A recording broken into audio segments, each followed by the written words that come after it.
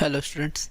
तो last class में हमने देखा था, हमने तीन टाइप के सॉल्यूशन देखे थे। टाइप वन सॉल्यूशन, जिसको हमने बोला था small positive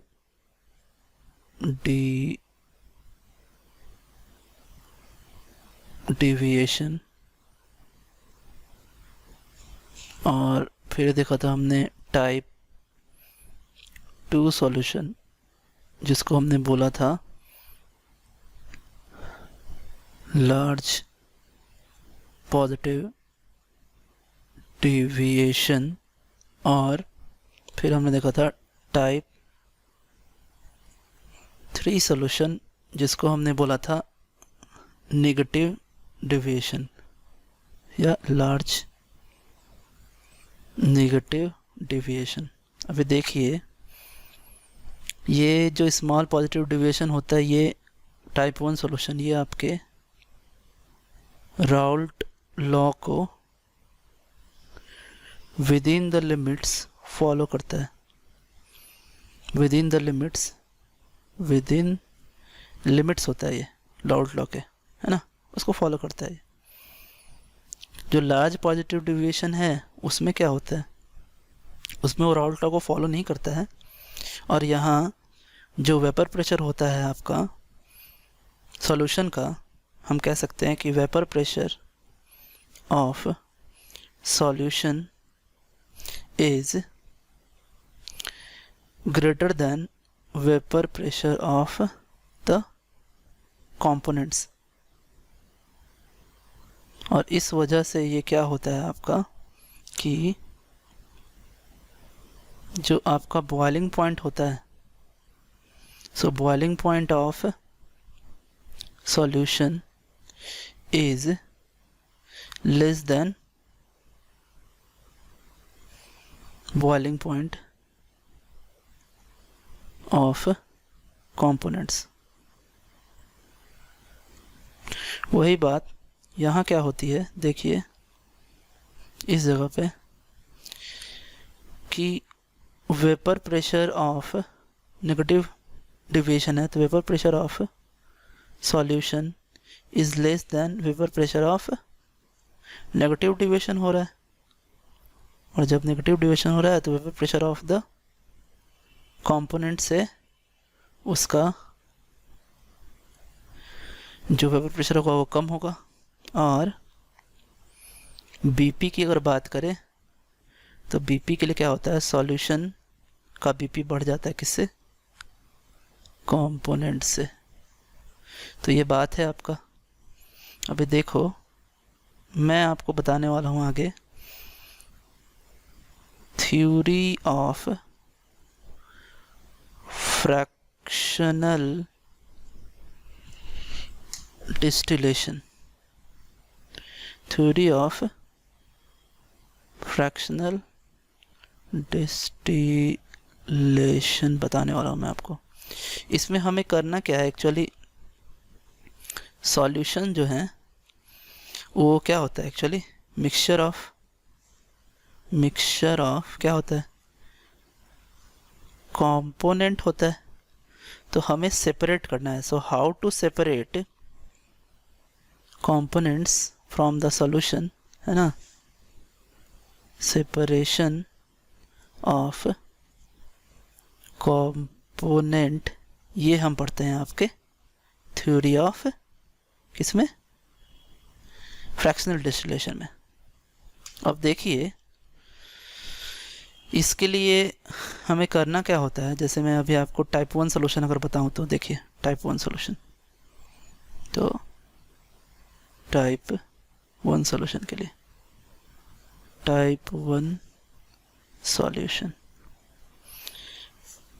small positive deviation. आइए देखते। तो बात क्या है इसमें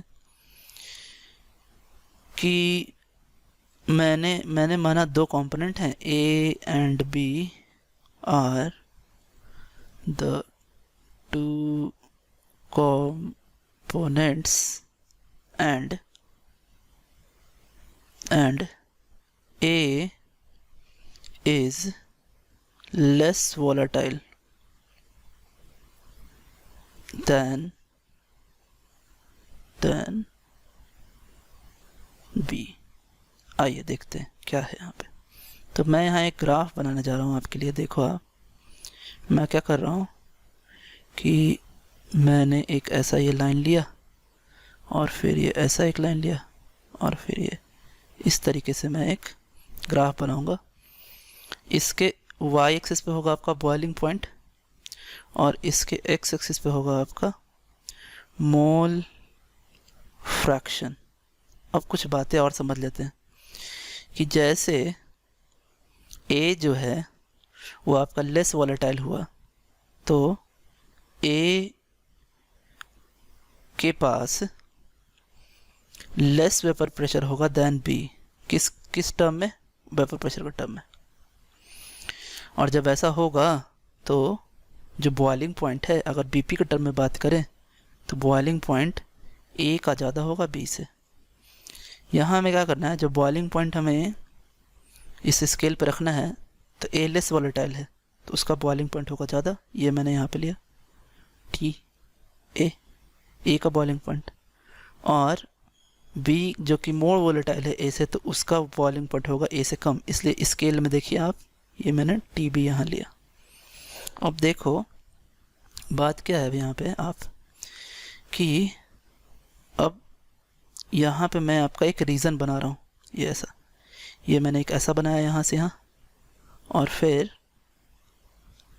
एक और बनाता हूँ मैं, देखो आप, और ये यहाँ से एक और ऐसे एक रीज़न बना, ये ऐसा मैंने बना दिया यहाँ पे। देखिए अब यहाँ पे 3 तरह के एरियाज़ हैं, ठीक है, 3 तरह के एरियाज़ हैं। एक एरिया देखिए, एक area under the yellow curve 1, एक एरिया येलो और ग्रीन के विदिन जो एरिया है 2, और एक area above the green curve that is 3rd। तो जो ए एरिया है, फर्स्ट एरिया जो है, ए नहीं फर्स्ट एरिया, जो फर्स्ट एरिया है वो आपका, वहाँ पे सिर्फ लिक्विड फेज होते हैं, सिर्फ लिक्विड फेज। तो ये लिक्विड फेज का जो आपका जोन है, एरिया है। यहाँ जैसे हम आगे बढ़ेंगे तो यहाँ पे 2 फेज सिस्टम है, और यहाँ सेकंड वाले में आपका लिक्विड प्लस वेपर भी होगा। और जैसे हम अपर फेज में चले जाएंगे 3rd वाले में तो वहाँ सिर्फ और सिर्फ आपको वेपर मिलेगा। तो ये 3 जोन हैं। अब हमें करना क्या है, मैं क्या करता हूँ कि मैं ये ग्राफ को आपको समझा दिया हूँ। मैं ये ग्राफ फिर से बनाता हूँ आपके लिए कि जहाँ आपको अच्छे से समझने में आसानी रहे। देखिए तो ये मैंने लिया इस तरीके से, ये बनाया ऐसा। अब देखिए यहाँ मैंने TA लिया, यहाँ मैंने TB लिया, और यहाँ पर ये पहला एरिया और यहाँ से ये आपका दूसरा एरिया। अब ये जो डायरेक्शन है ये यहाँ पे, यहाँ इस डायरेक्शन में मोल फ्रैक्शन है। अब होगा क्या कि यहाँ पर TA उसका जो बॉइलिंग पॉइंट है, A का बॉइलिंग पॉइंट है, तो यहाँ पे क्या होगा आपका प्योर A होगा, तो इसलिए यहाँ पे मोल फ्रैक्शन XA = 1 होगा। और यहाँ B का ये बॉइलिंग पॉइंट है तो यहाँ पे A होगा ही नहीं, इसलिए XA यहाँ पे क्या होगा 0 हो जाएगा। यहाँ A है ही नहीं इस जगह पे, तभी बॉइलिंग पॉइंट सिर्फ B का दिखा रहा है, और यहाँ पर B है ही नहीं, इसलिए बॉइलिंग पॉइंट सिर्फ A का दिखा रहा है। बीच में आपका मिक्सचर है, इसलिए बॉइलिंग पॉइंट आपके TA एंड TB के रेंज में है आपके। ये आपका रेंज है बॉइलिंग पॉइंट का, ठीक है। अब देखो आप, अब जैसे XA = 1 हुआ यहाँ पर आपके लेफ्ट हैंड साइड में, तो XB = 0 हो जाएगा, और यहाँ XB = क्या हो जाएगा 1 हो जाएगा। अब देखिए मैंने क्या किया कि मैंने एक मिक्सचर लिया, ठीक है, एक एक मिक्सचर लिया है, उस मिक्सचर को मैंने एक कंटेनर में लिया और ये सॉल्यूशन का ये मिक्सचर है, और इसको मैंने क्या किया कि यहाँ पे मैंने गर्म किया, यहाँ हीट दिया तो यहाँ से आपका एक्स मिक्सचर है, एक्स मोल फ्रैक्शन उसका एक्स है। गर्म करने के बाद फिर मैं यहाँ पे मैंने क्या कर दिया, उसे ठंडा कर दिया, कूल डाउन कर दिया, है ना, कूल कर दिया उसे। ठीक है, तो क्या हुआ देखो, आप समझते हैं। मैंने यहाँ पे इस जगह पर मैंने x लिया, इस x को मैं गर्म कर रहा हूँ, देखो आप। तो मैं गर्म करूँगा तो ये देखिए क्या होगा, लिक्विड फेज का टेम्परेचर बढ़ेगा, बढ़ते जा रहा है ऊपर की तरफ, इस तरह से ये बढ़ेगा, बढ़ते बढ़ते एक जगह जहाँ पहुँचेगा जहाँ पे आपका पहला वेपर बनेगा। ये जो पहला वेपर बन रहा है ये इसका बॉइलिंग पॉइंट है T।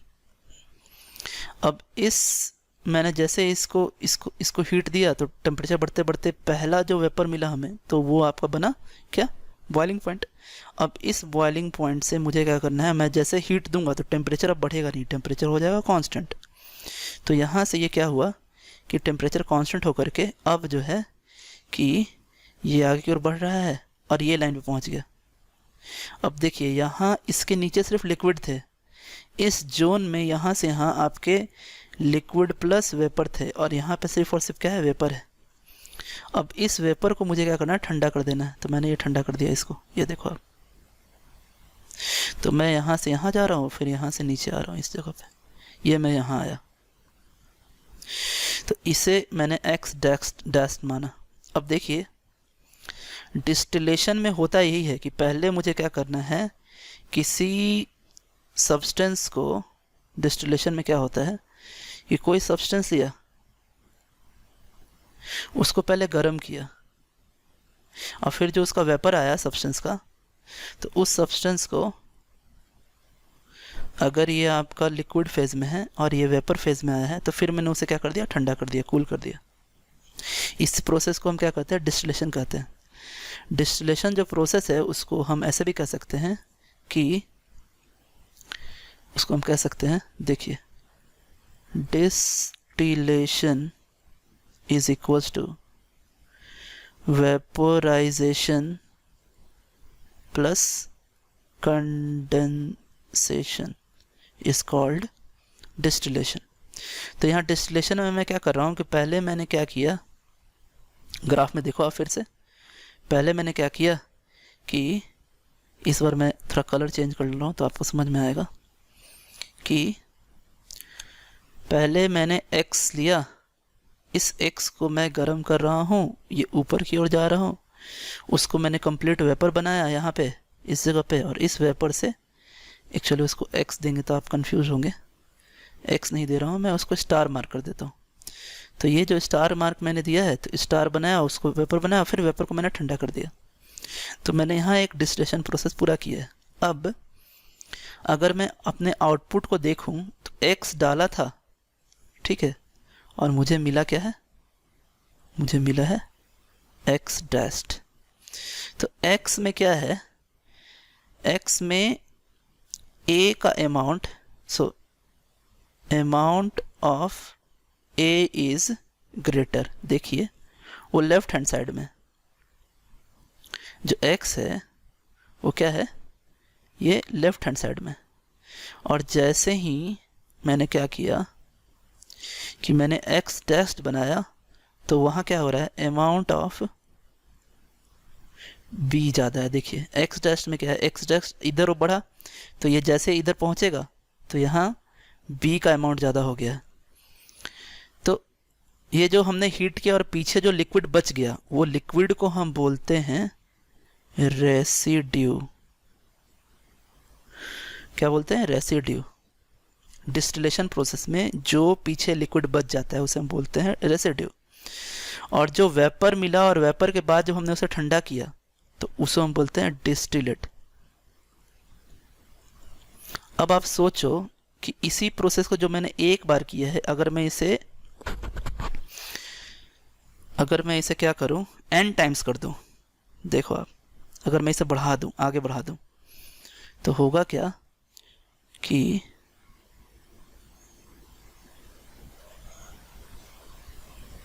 देखिए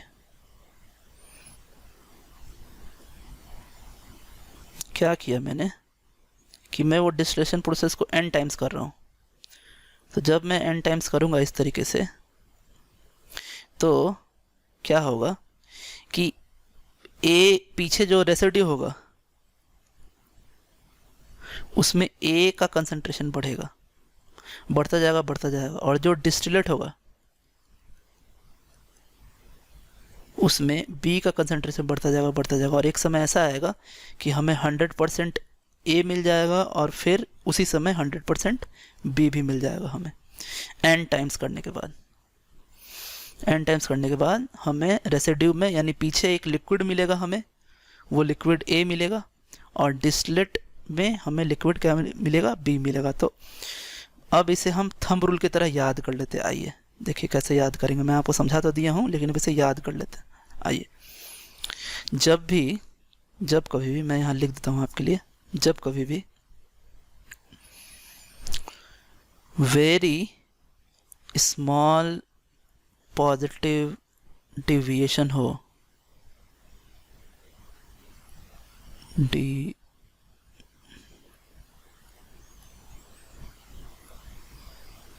डिविएशन हो, तो जिसका टेम्परेचर, जिसका बॉइलिंग पॉइंट हाई है, जिस कंपोनेंट का, जैसे A का जो है वो बॉइलिंग पॉइंट क्या है, हाई है B के बॉइलिंग पॉइंट से। तो जिसका बॉइलिंग पॉइंट जिस कंपोनेंट का हाई है वो हमें मिलता है कैसे, रेसिड्यू में, और जिसका बॉइलिंग पॉइंट लो है वो हमें मिलता है किस में, वो हमें मिलता है डिस्टिलेट में। किस फॉर्म मिलता है, डिस्टिलेट में मिलता है हमें।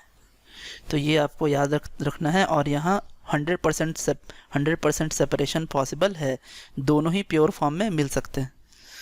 तो यानी यहाँ हम लिख सकते हैं कि 100% सेपरेशन कैन बी अचीव्ड। तो ये था आज का आपका टाइप 1 सोल्यूशन।